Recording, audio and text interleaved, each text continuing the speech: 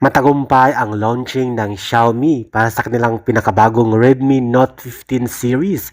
Subalit itong isyong bakla ay hindi matapos-tapos. Maraming diehard fans o 18, certified 18 na sana bigyan ng leksyon ng Xiaomi Philippines ang staff na yun ang nagsabing bakla. Dahil isang malaking impact yun sa sales at produkto nila na Xiaomi Note 15 series na kakalaunch lamang sa Mall Gateway sa Cebu. At heto nga, marami na komento, dapat i-terminate o bigyang punishment o leksyon ang staff na yon.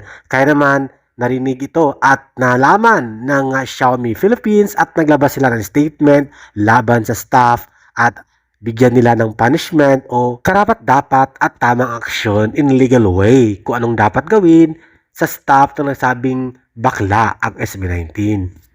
Wala namang ginagawang masama ang SB19 at sila ay may share at may ambag sa sales ng mall, especially sa kanilang endorsement na Xiaomi. Sabi naman, walang karespeto-respeto ang staff na yon sa endorser. At heto na nga, hindi na paligoy-ligaw pa ang Xiaomi Philippines, binasag ang katahimikan, naglabas ng statement against sa staff at bigyan nila ng leksyon. Karapat-dapat na leksyon at tama para mabigyan ng kaukulang pansin ang ginawang mali ng staff na yon. At narito naman ang komento ng mga fans o 18 laban sa staff ng isa sa mga stall o tindahan ng Xiaomi phone sa naturang mall.